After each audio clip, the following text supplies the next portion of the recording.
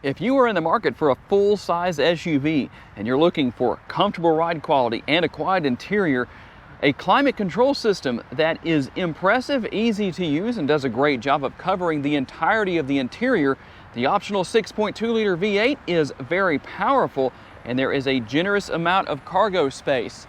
If that is what you are looking for, then you may be interested in the 2023 GMC Yukon. Is it worthy of being considered the best in class? Well, let's take a look. Even though others may say differently, let's see what we can find out about this full-size SUV that I borrowed from my friends here at Morgan Buick GMC here in Shreveport, Louisiana. Something to keep in mind here is that the experts proclaim the best SUV, full-size SUV in class is the Jeep Wagoneer. And while the Grand Wagoneer has quite a few features, the Wagoneer itself does not have some of the features you'll find here on this Yukon. So let's take a look at what we do have. LED headlights, LED daytime running lights. You're going to also have the LED fog lights down there on the lower portion of the bumper. And check out that nice turn signal indicator design up there. That's why you want to use those, because they look so good. You'll impress people when you're driving down the road with the looks and your driving skills. And if you like chrome, well, that's what we have here with the front grille. There's quite a bit of chrome here, even though, yeah, that is plastic, but it is chrome looking, so we'll go with that. It has a nice elegant look as well as a, well, somewhat menacing look as well. It looks tough, we'll say, is probably the best way to put it. You will find, let's see if we can give you a good look here, the air curtains built in right here. That's going to help with the airflow to give this model better gas mileage than it would have otherwise. The surround for the fog lights, and then also down there on the lower portion of the bumper, if you want to see me in the video, there I am in the reflection down there of the lower portion of the bumper. Talking about gas mileage, why don't we pop the hood and talk about what those numbers are, as well as the engine that you'll find under the hood. Here under the hood is the 5.3-liter V8. It's not as powerful as the 6.2-liter, but definitely will get the job done and get this Yukon down the road with no problems. 355 horsepower, 383 on the torque. MPGs come in at 15 city and 20 out on the highway. Not too bad for a large SUV like this. And it's mated to a 10-speed automatic transmission. You can get these models in two-wheel drive or all-wheel drive, or excuse me, four-wheel drive. There is a difference between the two. But if you go with two-wheel drive, it's going to be rear-wheel drive. And speaking of tires, these are 275/60. The 60 series sidewall, which is this area right here, that helps contribute to the ride quality being as good as it is, unlike my tongue-twisting abilities that I sometimes can't avoid, but they do help to improve ride quality. And the 20-inch wheels right there, again in chrome, quite a bit of chrome here. Gonna have it around the windows right there, also on the lower portion of the door sill. Now you do have the side steps affixed in place. They're not the power side steps, but not really a big deal. And for those who are saying, what about the remote? Let's see if I can pull that out and not drop that on the ground. We'll turn it right side up. There is the back of the remote. Yes, it does have remote start, and you can see everything that is there. Now, for those of you who like turn signal indicators built into your side view mirrors, well, not here, at least not in this particular case. I don't know if that's that big of a deal. You will find passive entry. That's this button right here. And the good news is that you have it here on the front and the rear. You can lock or unlock all four doors from the rear. That is going to be very beneficial to you parents who need to gain access to the rear first. If you have your kids, you're going to put the kids, the young ones in the car seats and all that kind of stuff. That has its benefits for sure. And even the tail lights, a very nice look back here as far as the overall design. And a clean look here with the rear window. And why is that a clean look? Because the window wiper, the rear window wiper, is not out in the open. I think that looks really good.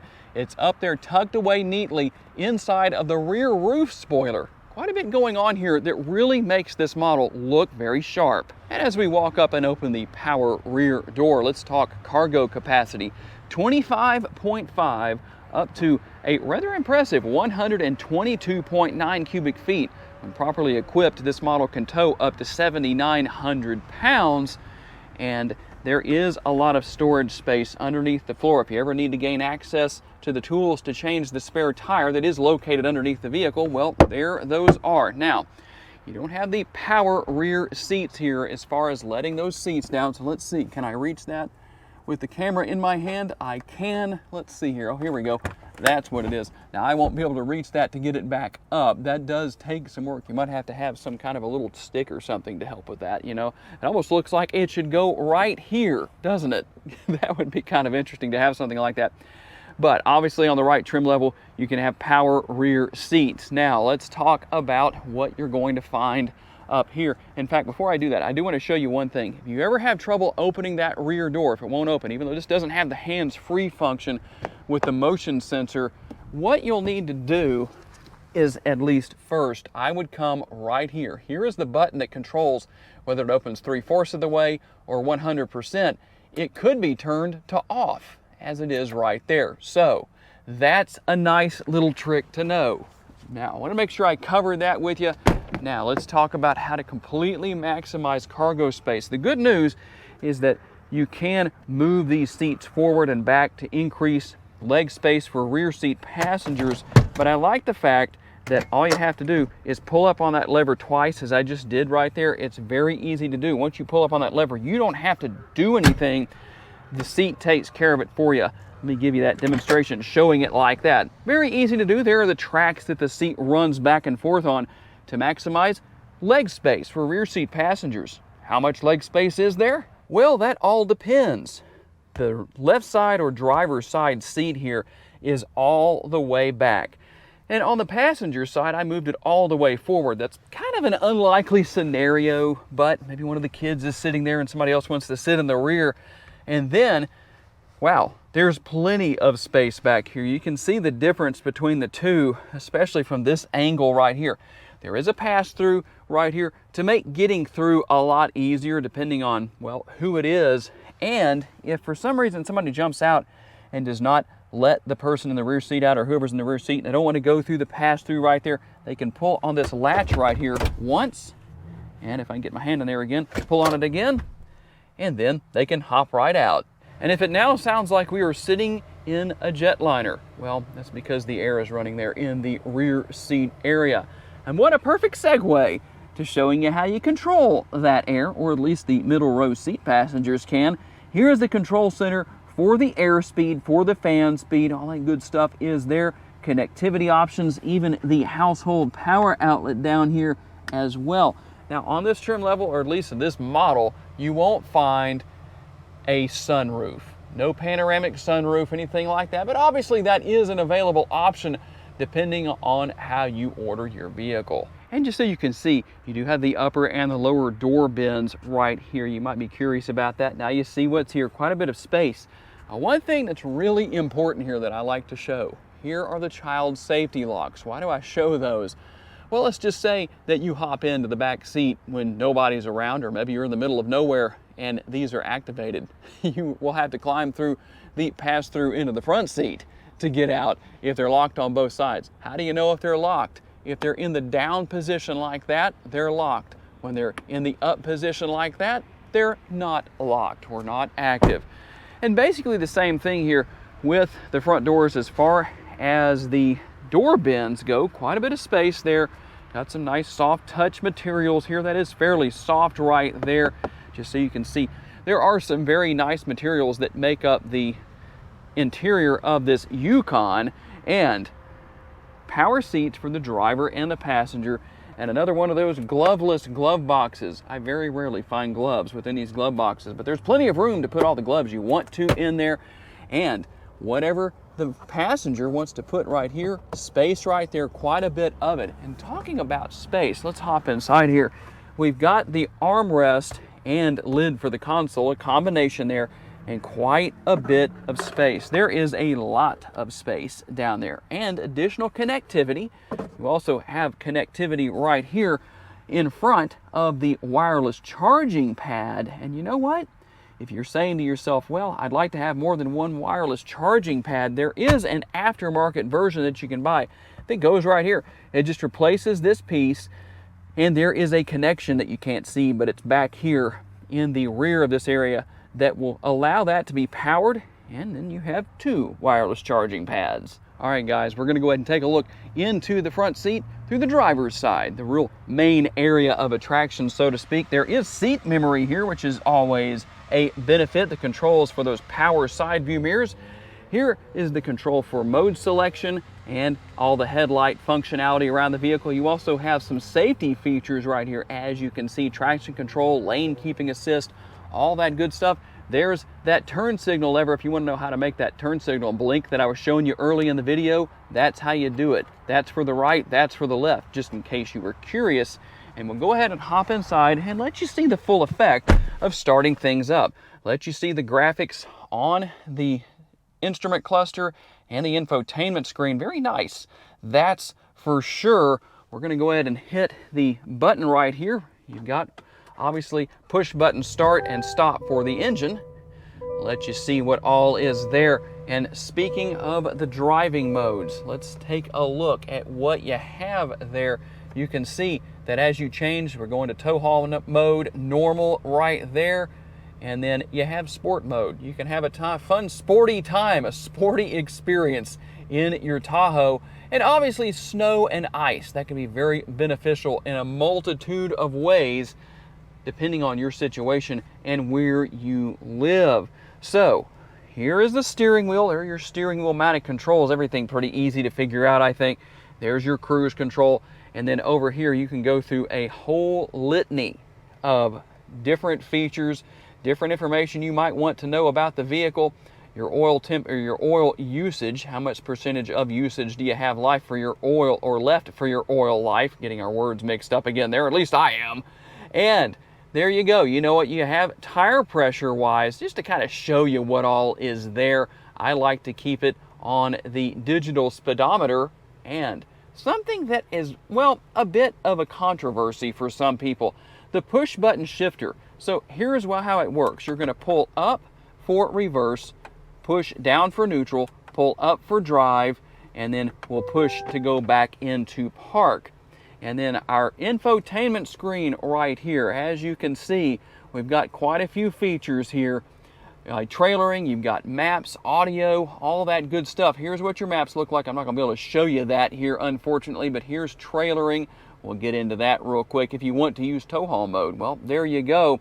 And obviously, there is more here that I'm going to take the time to show you, but you do have a very nice camera view here. As far as the rear view camera, it's nice and clear. You've got the trajectory lines right there, and even if you need to use that to hook up to a trailer, well, there you go. That makes it that much easier by just pushing that, and then you can bring the trajectory lines back if you want to as well. And one thing up here, you might have noticed earlier, there's no sunglass holder up there. Why is there no sunglass holder up there? Because it's right here. Let's see if I can get that open. This is where your sunglasses go, where you can fit a lot of things in there, but that's basically what that is.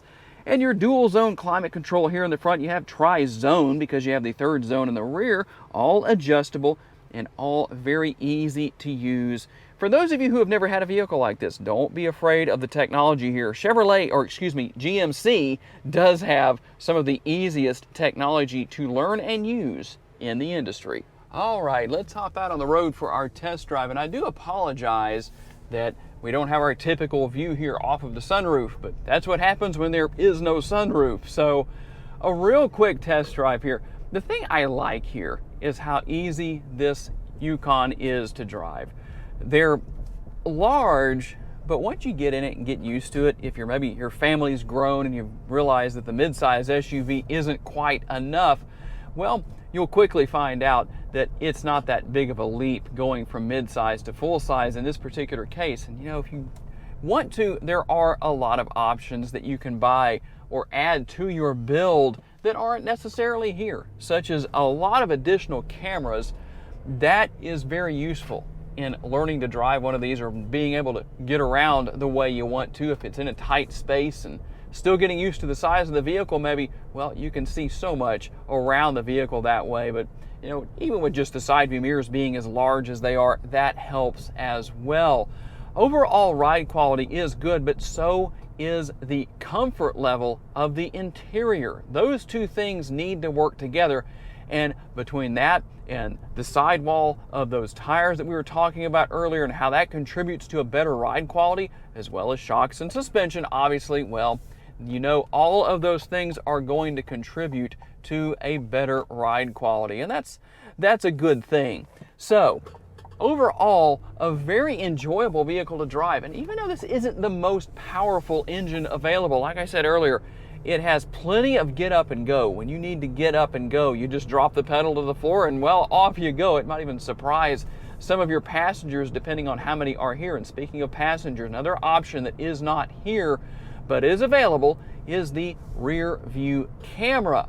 So if you have people sitting in the middle of the second or third row, well, you won't have that in the second row in this particular case, but if you did have somebody in that rear seat, in the middle seat, well, that camera would be super helpful because you wouldn't have to worry about trying to see around that person or anything along those lines. Overall, a very enjoyable vehicle to drive.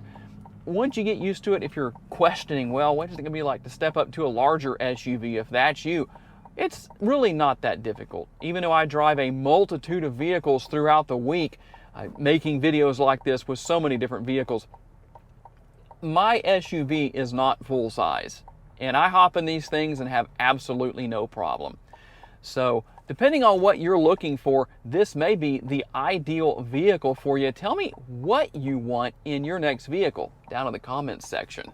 So tell me what you think down in the comments. Should the GMC Yukon replace the Jeep Wagoneer as being best in class, at least according to the experts, as far as the best SUV in class for the full-size SUV segment? Tell me what your answer is and tell me why you answered the way that you did. Gotta say a special thanks to my friends here at Morgan Buick GMC for loaning me this Yukon for the day, and all of you for being kind enough to give me the opportunity to give you a vision for your next vehicle. If you enjoyed this video and would like to know about other vehicles that you may want to consider purchasing, check out the video that's on the screen right now, and I'll see you there.